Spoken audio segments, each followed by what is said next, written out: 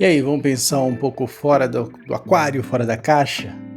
Para quem não me conhece, eu sou Nelson, sou estudante de teologia, sou cristão e eu sou um questionador por natureza. Sempre estou questionando, querendo descobrir, saber o porquê das coisas e vamos pensar um pouco fora da caixa sobre o tema cristão e política. Cristão e direita ou esquerda. Cristão vivendo num país que é governado por alguém que não foi aquele que você elegeu, você não votou na pessoa que está lá governando esse país, né? Hoje nós estamos no Brasil, presidente Luiz Inácio Lula da Silva, muitos cristãos à direita, muitos cristãos à esquerda. Qual é o comportamento do cristão de direita num país governado pelo cristão de esquerda? O que eu devo fazer? Ser combativo? Lutar pelas minhas pautas e impor a minha visão de mundo? Porque a visão contrária à minha é 100% errada? Bom, vamos para a Bíblia para tirar essas dúvidas, né? Primeiramente, esse aqui é o primeiro vídeo que está indo para o canal Fora do Aquário. Você sempre vê que eu coloco uns videozinhos curtinhos de 1 minuto lá, né? Mas tem alguns assuntos que a gente precisa falar um pouco mais e esse é um assunto assim. Estou fazendo esse texto porque ontem, domingo, dia 1º de outubro, o pastor Eliseu, pastor da igreja que eu frequento, trouxe esse tema, né?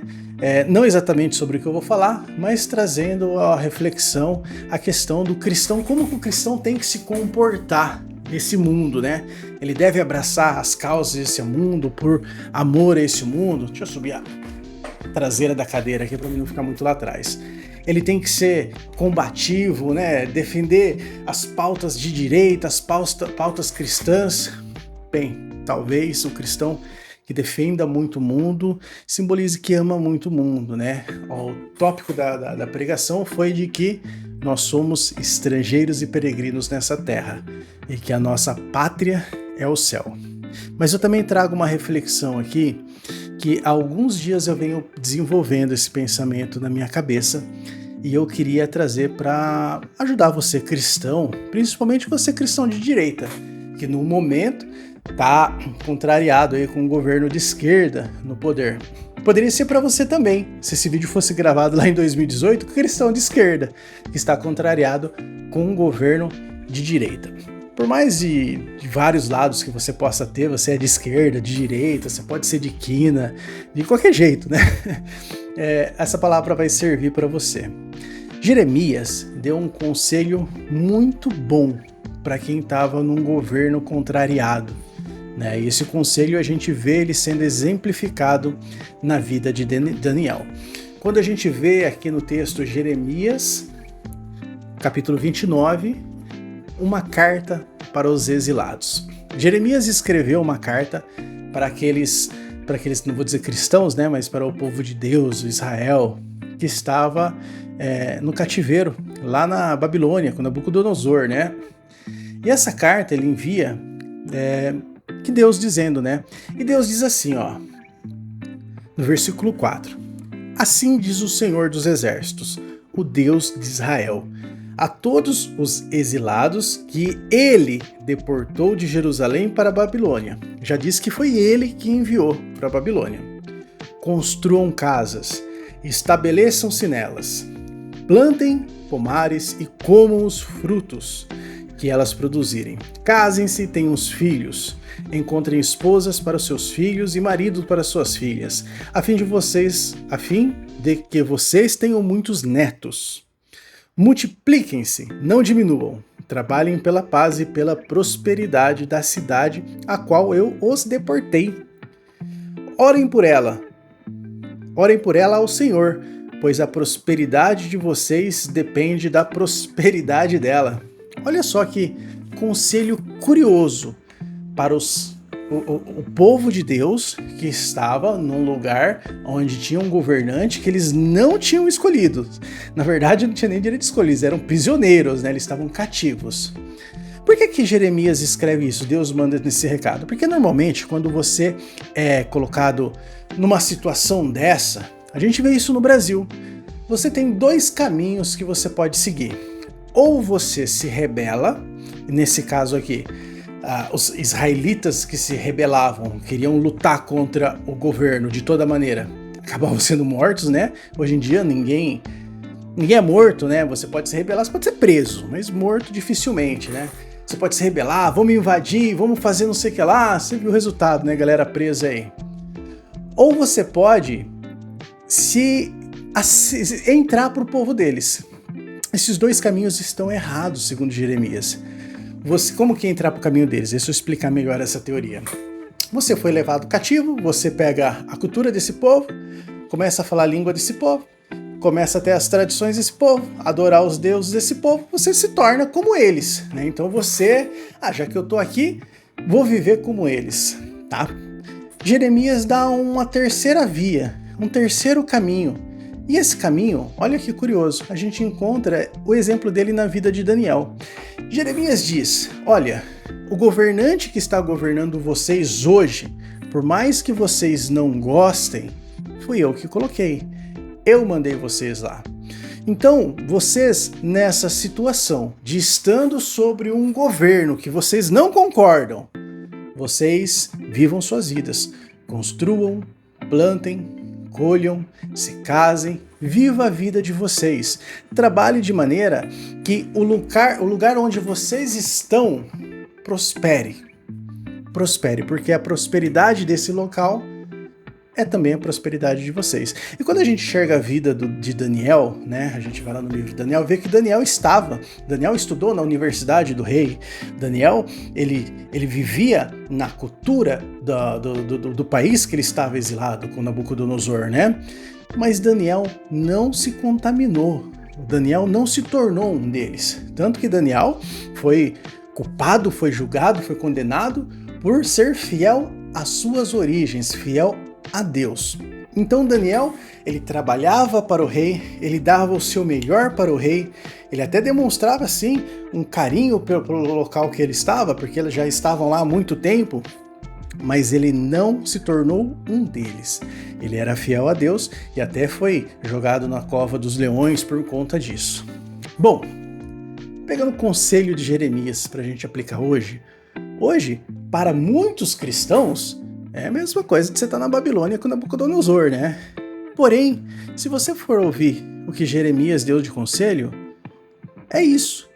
Para de querer ficar invadindo coisa, não, vamos derrubar, vamos fazer isso, tal. Não, Nabucodonosor não era do povo de Deus, mas Deus colocou ele lá. E o que o povo fez? Trabalhou, se multiplicou, prosperou, mesmo no lugar onde eles não estavam felizes. Eu acho que o cristão hoje precisa ter essa percepção. Para de se envolver com política, gente. Olha, eu vou dar um exemplo para você. Isso é pessoal meu, tá?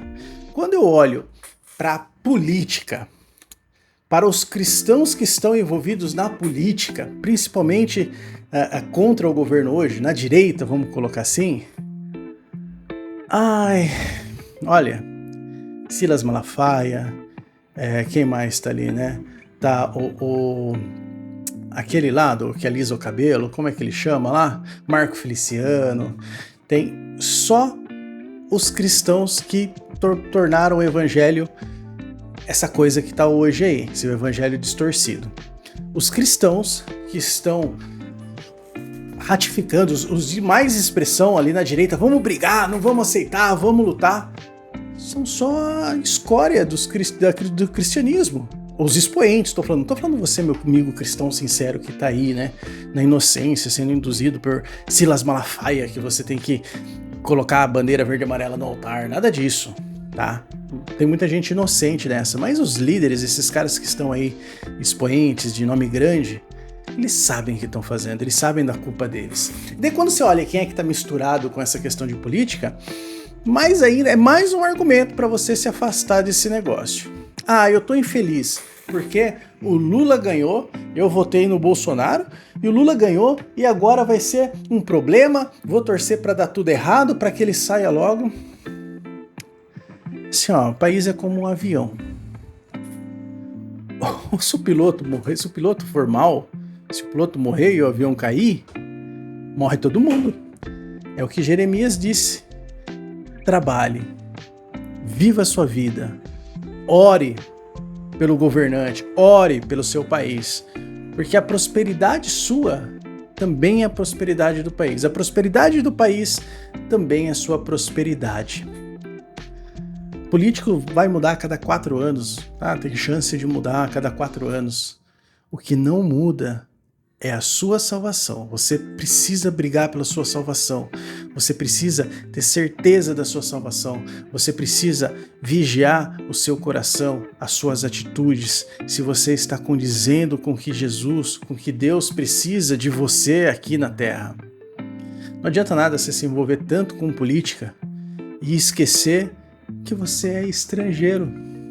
A gente está aqui de passagem. Estava ouvindo hoje, até mandei mensagem para o pastor. Falando, pastor, vou ouvir essa música aqui, Os Portões Celestiais. Lembrando que cristão que se envolve com política realmente parece que está muito apaixonado com as coisas daqui. Ah, eu sou de direita ou sou de esquerda? Seja o que você quiser. Só que seja, antes de tudo, bíblico. Jeremias dizia, olha, tá num lugar errado, tá num lugar que você não quer. Errado não, né? Tá num lugar que você não quer. Foi Deus que te colocou aí. Deus que permitiu que ele fosse o seu rei, o seu presidente.